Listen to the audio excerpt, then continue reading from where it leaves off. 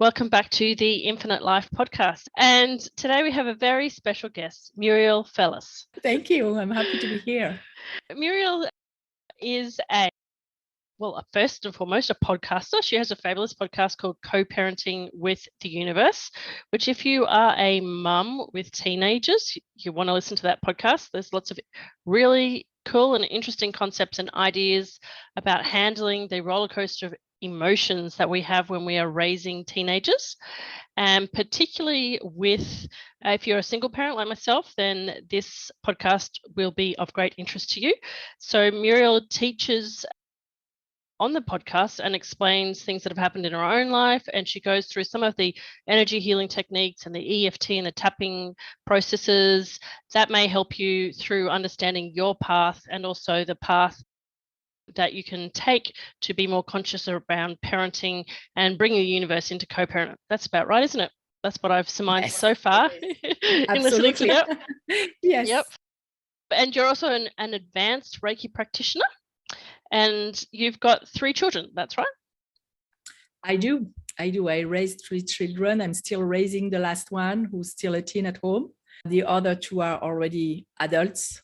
Past 21, actually, my last one, she's going to be. So. Yeah. And you've been by yourself since your youngest was about 2 or something, wasn't it? Yes, exactly. I divorced when my youngest was 2. Yeah, which is exactly the same as me. Oh, yeah. So you know the challenges of that. Yeah, so I know as well. So now, for those who are listening, because this is both on YouTube and on the podcast, you can hear Muriel's accent. She's from France and you're born in Paris, that's right? I'm born in the suburb. No, actually, I'm born in the Normandy, but I grew up in the suburb you grew up of in Paris. Okay, right. But you also have very interesting, because this all comes into what we're about to talk to with past life regression. So the places we live are really interesting when we study potentially our past and where we've been in other incarnations. So you were born in France, but you studied and you've spent a lot of time, including right now, in Israel, right? Yes. So I went on vacation with my parents when I was younger in Israel. And when I was 18, it called me with such intensity that I decided to go to college in Israel. Mm-hmm. And I'm convinced, even though I never got a regression where I was in Israel, but I know because I knew how to belly dance from a young age without learning, stuff like that, And so I came and I lived 10 years here, and I met my ex-husband who is American, and he wanted to go back. So I said, why not? So I lived also 25 years in America, and I just came back here to Israel. I'm mostly in Israel, but still also my daughters have stayed in America. So okay, all right. I'm going. So that's 3 major places that you've had fairly strong pulls to. So yes. But right now, you wanted to come back to Israel and not go back to France. Still stronger, the Israel connection? Israel was calling my heart. I can't, it's very interesting because before I moved back, of course, it was very challenging for me to leave my daughters there. My heart was crying, and but my heart was calling me back in Israel, and I didn't even know why. And I knew I had to go with my son. I could feel intuitively that it would be better here. Okay. And I remember waking up at night in terror with my brain saying, you're crazy. You're leaving the people you love the most on this earth to go somewhere else. But my heart was saying, no, you have to go. So I had a battle for several months before I left. Okay. And the first time you had that knowing originally when you were studying in Israel, what, as a teenager, what was it, that really captured you? Was it the smells, the religious history, the people? Was there somewhere, did you get a sense of deja vu or, So since I was a kid, I used to tell my grandma, I will go live in a place where there are palm trees. Palm trees were something to me. Mm-hmm. And I remember I was probably 10 when I told her that. Mm-hmm. And when I came to Israel, I remember the beauty of the vegetation here. I was 9, but I remember those flowers. I felt at home somehow. And I wasn't conscious of that, of course, when I was 9, but now when I'm thinking about what I felt, it was home. And later on, after I graduated high school, I was accepted in a very prestigious school in Paris, and I started, but I was crying every day. My heart was crying. I was physically crying, and I needed to come back. Same thing, the palm trees, even now that I came back after 25 years, some things speak to my heart, some connections, the people, I feel more connected to the people here, even though I don't know them. They're strangers in the street, but I still feel the connection. Okay, wonderful. Yeah, very interesting. And how about your son? Has it been more grounding and calming for him? Oh, yes. My son, I was so surprised, and I'm so happy, and I'm so grateful, because it could have been a disaster if he had told me, no, I want to go back. After, of course, there was the shock of the culture change and everything, because he grew up in America and it's very different here. But there are elements of his personality that didn't fit in America. He's very direct. You know, America is very softened, and even though things happen, but there is that big notion of politically correct, and you have to smooth the angles. And even me, I lived in several countries, so I developed habits to where I'm very direct with people. I'm always careful how I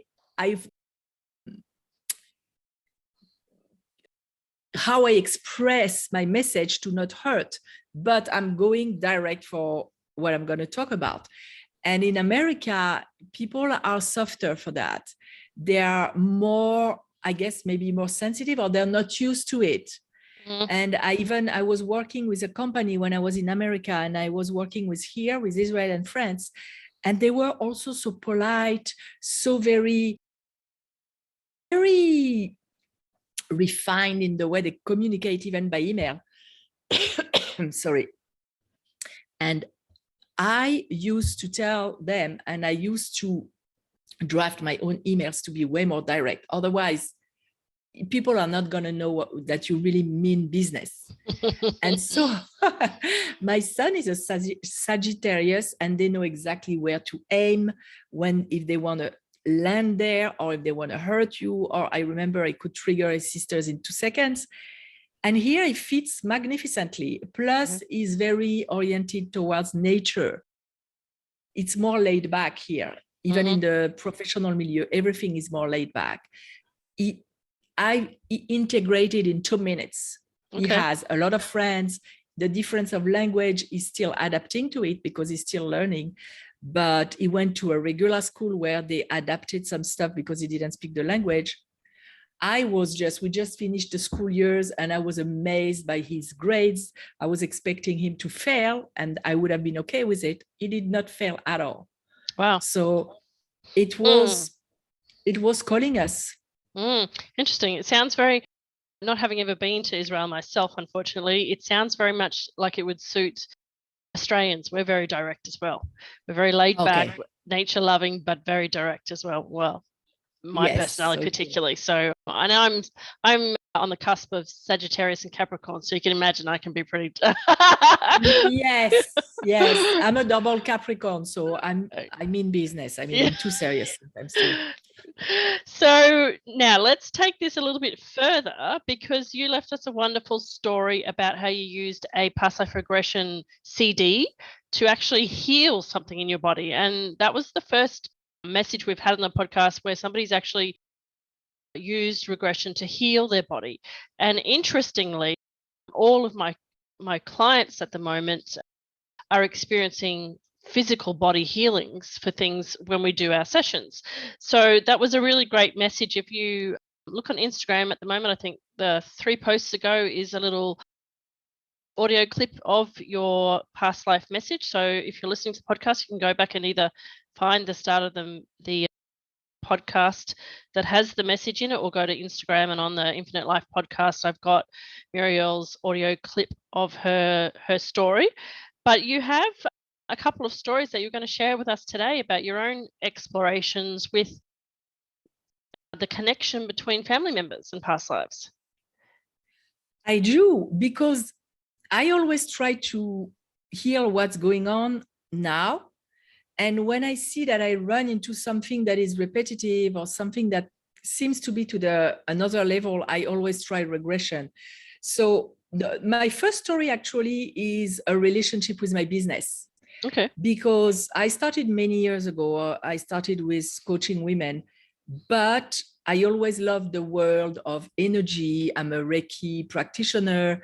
I love the law of attraction. I mean, I call it the law of alignment. But I would not, quote unquote, come out of the closet with that because I was afraid. Mm-hmm. And I had a fear that was so strong, it seemed disproportionate, like somebody was going to kill me. And I did a past life regression to see what was under that. And I saw myself as, I don't know what the title would be, let's say the assistant, or I think in French it's called the page of a master in Florence. I don't know what year it was, but it was way before they accepted, like, for example, that the earth was round, and anyone who was coming with a conflicting information was killed. And I saw myself being killed for just repeating what I was learning with my master and for just going public with it. And what I've learned in my quantum coaching certification is to rescript. That means because the past and the future don't exist. Time is invented by us. Its potentials all in the same time in the universe. And the memories that we bring from one life to another and the meaning that we give to things is extremely important. So I didn't care if when you rescript, you're really changing the past or not. I don't even go there because it's very hard to grasp with our mind. Yes. I just know that changing the memory that I had from the past and the meaning that I gave then would change what's happening in this life. So I changed that incident to where I did not go public then. I wasn't killed for that, for those beliefs then. And it was safe to go another way. And I felt much more at ease with coming out with this kind of information today.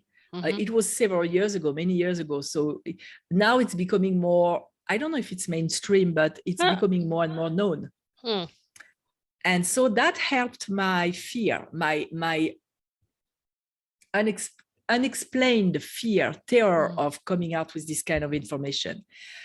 Another thing that actually has to do with fear. Fear is, in my life, it's a life lesson, I think. And I work to becoming friends with my fears. I had to do a regression because every time my kids would go out of the house, I had a panic, a strong fear that they would not come back, they would be dead. Okay. And it was sometimes debilitating because I was really, really anxious. Even when they were going to school, I always had that idea when I said goodbye, be careful because it may be the last time. And it was really haunting my life. So I did a regression and I saw myself in the UK, I don't know exactly where, as a person who was selling charcoal on the market a long time ago, when charcoal was the way to warm the house, eat, etc. And I saw my son die in front of my eyes because a carriage, I don't know how you say, pass on him, killed him. And I relived that. So same thing, I rescripted, I changed it, and it helped me going down with that fear of losing my kids in this life. Okay. There were other stuff after that really cemented, really forced me to work with my fear of losing my kids because of what happened later on when they were teenagers. But that was what initiated the healing. So those are two experiences that I even have a third one if you want. Sure, go for your life. I got contaminated by hepatitis B by someone in 2017. And as soon as he knew he contaminated me, he disappeared, blocked me from everywhere. We were dating for several months. And so that was very traumatic experience because I almost died. There were like 3 days where they didn't know if I would live or die, if my liver would give up or not. And when I came out of this experience, I couldn't even feel anger, nothing. I was numb. And I started healing and I started trying to go deeper. And I did a regression with, this time there was someone who conducted the regression, and I gave her questions, a list of questions from when I was under hypnosis to ask me. And I saw that person in a life where I lived in Africa, where I think it was the end of the 1800, beginning of the 1900, where women were still not that free. And I was a journalist, I was a woman. And I always, in this life, I always loved having circle of women, working with circles of women. It's dear to my heart. And I saw myself having circle of women in my house to empower them. Okay. And that person was an employee of mine, and he killed me in that life. And what is interesting is that he killed me with a knife in the heart. And I'm experiencing problems with my heart. So I started working with that. I don't know if it's related or not, but I could recognize the person in his eyes, even though it's not the same person. I had so many lives. I had lives as a performer. I love being on stage in this life. I love public speaking. A lot of people are scared. I love it. So I've seen many, many lives. And I saw my next husband, who I believe will come in this life, in my past life, because he was already there. Yeah. So it's a well of information. It's a well of understanding to not make the same mistakes that we made them in this life, and healing and forgiving, etc. I really use it a lot. Yeah, it's very powerful too. And it's true, the eyes never change. The eyes are the same over all incarnations. So you can recognize people instantaneously from the eyes. I didn't know that. It was so strong. Wow. Yeah. The eye color may change, but the actual eyes, they're the same. Which is fun if there's a couple of reincarnation researchers who have websites where they postulate based on physical features and the eyes, particularly. They turn photos upside down. Is this person the reincarnation of this person? Wow. It's really quite interesting just to have a look, because it makes you Walter Seymour or something like that, to look at people's faces differently, and you're like, I just start suddenly looking really. I did an exercise in a workshop once. You probably know Brian Weiss, who wrote Many Life, Many Masters. So I was in one of his workshops, and we did an exercise. Was it in his workshop or in another? I can't remember. We switched off the light, and they had very dim light, and they asked us to look in the mirror and to look past our image in this life. And I started seeing other faces that maybe I had in prior lives. It was very interesting. I've done that exercise, because I have to say, I've always looked in the mirror for as long as I can remember and thought, wow, isn't this interesting? Is this me? Yeah. I've always had troubles with, well, I'm fine now, but I always thought my voice was a little bit strange. It's like, wow, that's a lot deeper than I thought it was, and I don't look like I think I am. And it was my hair. In the first season of the podcast, I talk a lot about the journey that my hair has done in revealing different past lives. And your hair, for me, the hair was quite integral to identifying quite a few incarnations. So that's been fun, because now I'm really observant with how I'm feeling about my hair and what color it is. It's all very linked. But yeah, facial features are very interesting. Also, I have seen as well, if you stare long enough in your own eyes, you can't help but see the other faces. Yeah. I think probably the freakiest thing for me is now,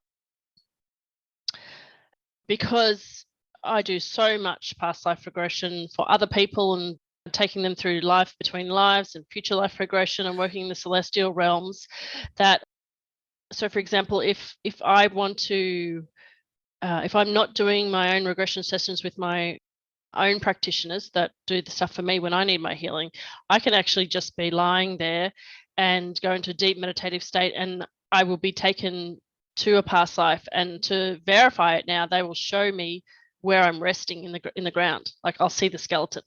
Wow. And I'm like, whoa, that's been one that's really hard to get used to, because it's like, Yes. I can, I physically can see. It's like the next level of proof. They're like, yeah, we'll show you, and we'll show you what you look like skeletally. I'm like, oh, okay. Yes. You don't get given what you can't handle, but yeah, that's. You need to be prepared for that. I wanted to ask you because when I decided to learn Reiki, it was because I was doing already healing to my kids without knowing from where or what. I decided that I could do it. And in a past life regression, I saw that I was a healer in Greece. I was a man. And when I do sessions on people, and when I do, even now, I do a lot of Zoom. So I infuse energy into the tapping and the EFT. I summon on what I know from other lives to come and help me in that session. Perfect. Have you experienced with that? It's amazing. Yeah. Yes, I have definitely been able to do that with clients in particular. When we go to other lives, I'm very particular about asking for not only the lessons learned and removing the blocks and the healing, but bringing forth the healing abilities into the current life. At the moment, we're doing an interplanetary series for starseeds, and so finding your starseed origination and the different galaxies you've lived. Wow. And they are mind-blowing. That'll be season 4 of the podcast, because that's an instant kind of activation of those abilities into this lifetime. It's like it comes straight through. And if I have a client who's been with me long enough and we see the starseed lifetime, I was just going through a transcript today, and it'll be on the podcast.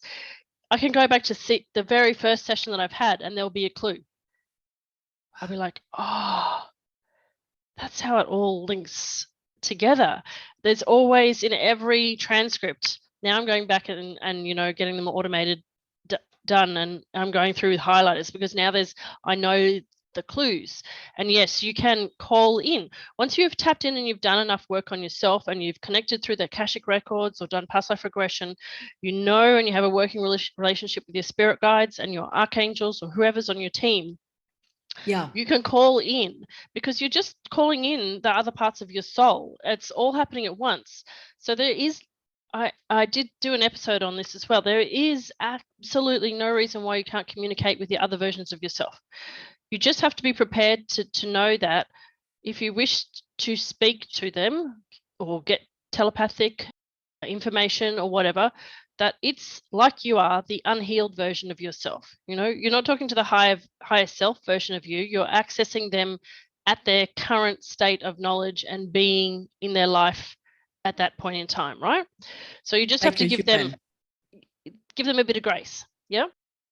But if they are a healer, then you can call on them to bring in their healing abilities or their wisdom. If they have knowledge, sacred spiritual knowledge, all of that stuff, you can call in as much as you can call in an archangel or any other kind of angel or spirit guide. You can call in your past life selves, because they're concurrent, to help you and assist you. So yeah, that is so. And for example, with Reiki, I've had the heal, because I work very intently and closely with Jesus. He did that activation on my hands. And now if somebody had that as a healing hands of any description, no matter what you called it, in a past life, they will feel, they'll go, oh, my hands are hot. And they'll be like, I've heard about this, and then they've instantly got that healing hand. So yes, you can call in those abilities. And it's really, I think it's sensible to do that, because if you learned a modality in the past and you had that talent, why not bring it through? Exactly, because maybe I was more advanced in that life in energy healing than I am in this life with my energy healing. So calling on that will help me. I'm just taking a class right now on energy and using energy more in depth. And I realized that the meditation that is teaching, I was already doing that. I don't know from where. I just had those energies coming in and from both sides. And it just came to my mind. And I was like, that comes from either the Akashic record where I go and get the information, or some past lives. I don't care, but it confirmed that it's the information out there, and it's amazing.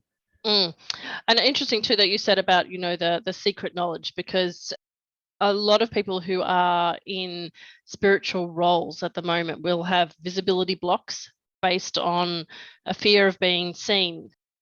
Oh, I still have it because I just got chills. So, okay. Yeah. Yeah. I am. And again, I have some podcast episodes coming out where we actually go back to a few lifetimes where somebody was also murdered for their spiritual knowledge, and I have that in my own past as well. So it's quite common, but the power in going into that past life and actually witnessing it, as opposed to just rewriting the script, is that you actually get to heal it in the moment. So you don't actually say that it didn't happen. You watch it happen in that past life. You feel the emotion. You watch that past life persona cross over to the light, and then they can access the wisdom and the spiritual knowledge from that lifetime, and then it's permanently, for that layer of the onion, healed. So and what I say to the clients, because it usually gets quite emotional, is it's okay. You've already died. You're here, right? We know you died before. What you're doing is you're acting as a witness to this version of you. And the witnessing of the story is the most powerful thing you can do, because most people, when they get murdered, die alone, right? So nobody saw their last moment. Nobody saw the pain they were in. Nobody saw the anguish and the fear. And you are witnessing yourself, and it gives that past life persona so much comfort to have their story finally seen. So I tell the clients that, let the emotion go, because we're witnessing that story for the first time in history. We're witnessing that story. And then usually they give each other a hug, and then we release them. So it can be very, very powerful and very common if you're afraid, or you're stuck with your throat chakra, or your power, you haven't stepped into your power about certain knowledge. There's always, in my experience, some kind of a lifetime where you were working with sacred knowledge, forbidden knowledge, something that was at some stage considered heresy, or that you lost your power over. So for the average person would be like, what's the odds that you were actually doing that? Well, no, actually, if you're doing spiritual work in this lifetime, it's very high likelihood that that's happened to you previously. And sometimes you feel instinctively, I feel that it was more than once. And I have a daughter, my oldest daughter, we went through that together in past lives. We didn't do a regression, but we just know. And it's obvious. Yeah, we repeat cycles. So you'll have a theme, and you'll repeat those cycles until your soul has actually learned. Because when we look at the timeline, if we see a linear timeline, that's not how it is, because they all happen at once. Like you said, you had more knowledge for healing in those lifetimes. That's because this lifetime may be occurring before that one, even though the calendar says that one was first.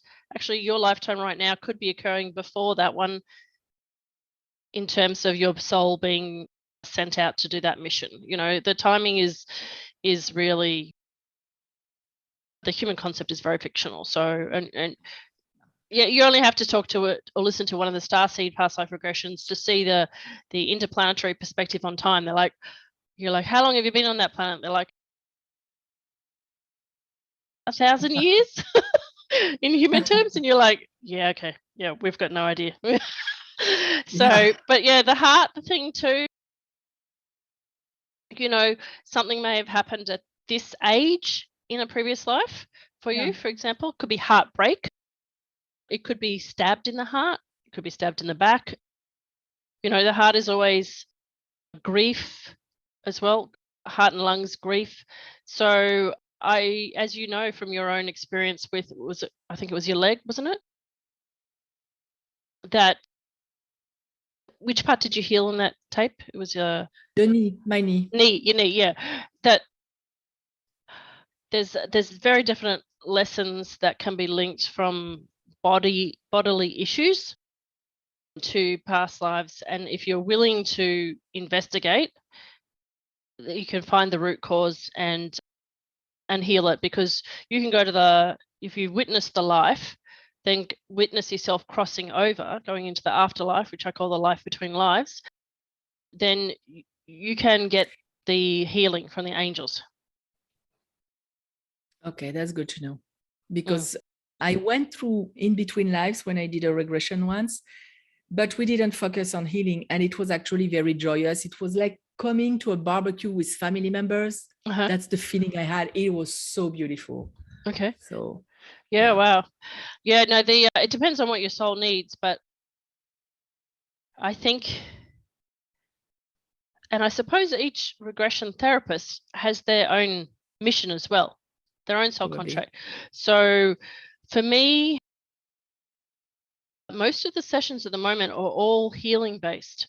You know, I can spend 20 minutes, half an hour, up to an hour in the life between lives, waiting for them to get various kinds of healing with the various archangels. We've even had a shamanic disembodiment ceremony performed by the angels, where they pull apart the skeleton, clean everything, and put it back together. Like, the stuff that I've seen happen up there is just, if you need it, they can do it, and the mind will show the way. There's so much up there that we aren't aware of, because we're only shown what the client needs to see. You go to the specific room and location that is the best need for that person. So, well, that's what's happening with my clients anyway. I find it very, very, very interesting, and I'm fascinated by the healing that you can get done up there at the moment. That seems to be a real theme in the sessions that I'm doing. Not by intention, but obviously just what is happening. Yeah. Yes. And how do you look at your parenting and the co-parenting with the universe podcast when you are approaching people understanding cycle of lifetimes and what their role is with children? Have you come across any of your clients that you've helped, or have you investigated yourself with soul family relationships with children? Like, do you have a knowing or an inkling about yourself and your children? And so, yes, myself and my children, one of my daughters, we were together in a past life, teaching together, and I think there was tension about our power, because we were equal. She was not my daughter, and so we had to work on that. I'm sorry, I'm gonna cough. No, you're right. Take a drink. I don't know why. Well, so I think it's a sign. Well, I have a lot of allergies. My throat chakra is, I'm trying to figure out what's going on with my throat chakra, because lately I can sometimes barely speak. So we had to work on, since she was a kid, I had to remind her that she was not my mom. She probably was also my mom in another life, because she would take over and teach me how I should parent my other two kids. So I constantly had to tell her, listen, you're the kid, at least in this life. But the knowledge that we were together in another life, working with doing this kind of sacred work, has bonded us a lot too. Because we talk about this kind of things. It's magical. We love talking about that. So it was an element that helped us bond.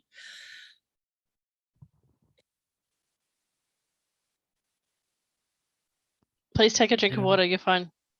Yeah. I think your speech was limited in that lifetime. That's why you're seizing up right now. there is something. And for with my ex-husband, I was told by a psychic, and I didn't even ask, but that he was my kid in another life, and he was handicapped, and I was taking care of him. And in this life, although he was my husband, he had very much this expectation that I should take care of him financially and at all levels. And even now that we are divorced, he still tells me stuff like, if we didn't divorce, I wouldn't be in that mess. So I had to, we can't always work with the other person because they are not always willing, but our part we can do. And I know that we somehow have some kind of contract or unfinished business, I would say. And I have to forgive and let go. Otherwise, I'm going to find him in another life. His part is his part. It's his responsibility, not my business. I have to be able to forgive all that he did to me and to my kids in this life. And that's how I approach it. I'm very much conscious that we have soul contracts with people. I'm not knowledgeable enough yet on that part, but I can sense it. So as a mom and a coach, I always tell people to pause and look at it and don't jump in the emotional reaction, because maybe there is something going on that you need to learn and that you guys aren't conscious about, but there is a strong lesson that needs to be learned. And where I find that it's helping is most of us as parents, we think we know better for our kids. And on some level we do because we have more experience. But at the same time, we need to leave room for that spiritual being who is extremely wise or even wiser than us. And my role as a parent is to put the limits that I have to put in this life, but also leave room for them to teach me what they know about themselves that I don't know. So it's a delicate balance. And because of all the wanting to protect 24/7, I really had to learn what are my areas of power and what are my areas of powerlessness, and work with the areas of powerlessness to accept and trust that whatever is protecting me is protecting them, that whatever I learned, the connection that I have with my soul, they have their own connection, instead of being a mom on steroid that is trying to protect them all the time, because I can't. That's a big part of the coaching. That's a big part of when I work one-on-one with women or in the membership, accepting, honoring who they are, and accepting that you're not God, the source, the universe, whatever you want to call it. They have their own. And really focus where you have power, because that will be much more impactful than running on empty where you don't. Yeah. And I had somebody once say to me, step back, you're impacting their karma, because you're being overbearing. Do you know what I mean? You can't control what happens when they leave your house. So you have to leave that to them. And then you have to just live your life and be in control of you. It's easier said than done, but when you It is easier said than done. Yeah, because I had teenagers who potentially put their lives in dangers. They were doing stuff that were very dangerous potentially, and I lived in anxiety 24/7, waking up at night. So I had to take a hold of myself and say, okay, what would I tell a client? Multiply that by 10 and do it. And that's where EFT helped me to get out of that fight or flight, come back to a neutral state, and then work on the area of my fears, befriending my fears, going and look at where the universe is delivering presents without you having to lift a finger. When did it protect you? I healed from hepatitis B. They told me I would take medications all my life. I worked a lot with energy. I'm not taking anything. So there is something to it. And reinforcing that belief, reassuring yourself, and then you can let them go out and learn what they're supposed to learn. Yeah, that's right. Yeah, they've got their own their own lessons, and you've got your own lessons about interacting with them that you have to learn as well. So it is very, very interesting, but it's good that you can talk to your children about that. Just one of them or all of them? Yeah. All of them. All of them. They grew up with this information. They grew up when they were going to a test at school. I was like, what you don't know, just take in the field. And it works. And I know that there are soul contracts, and I know one of my kids, because my ex-husband has addiction issue, he has a hard time loving because he has a disease, and he created a lot of damage. And I remember one of them coming to me when they were like maybe 8 or 9 and asking me why, maybe a little bit older, 10 probably, why doesn't he love me?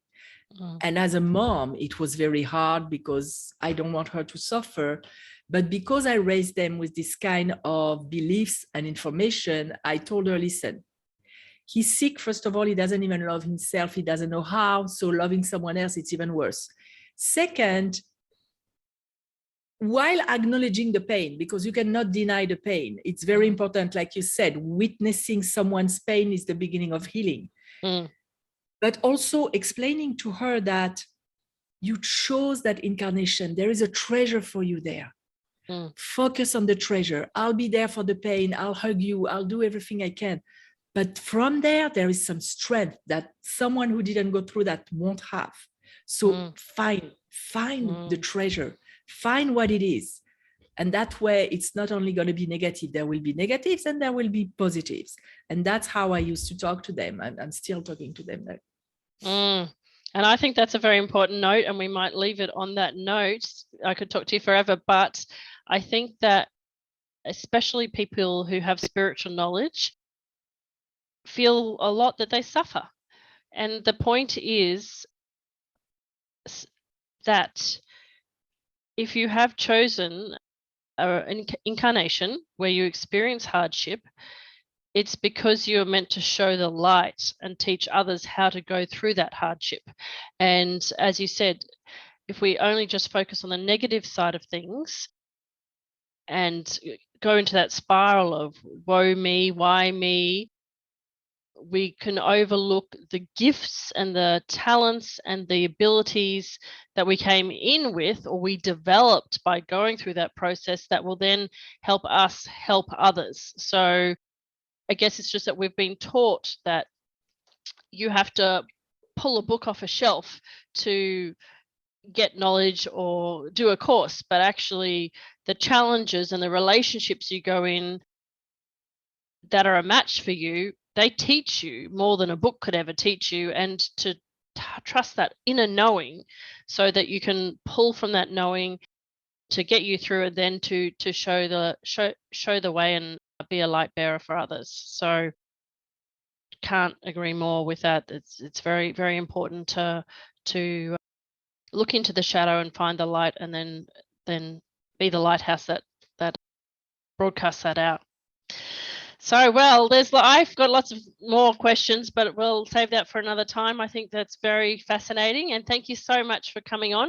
I will link in the show notes how you can find Muriel, and as I said, don't forget to go and listen to the Co-Parenting with the Universe podcast, and you're on Facebook and all of the various social media, and you've got lots of different videos where you take people through tapping as well, don't you? Yes, I am. The everyday challenges of being a parent, and if people want to suggest things, they can, and I usually cover that. Okay, beautiful. Well, thank you again. Thank you for being on the podcast. Thank you for having me. It was a pleasure.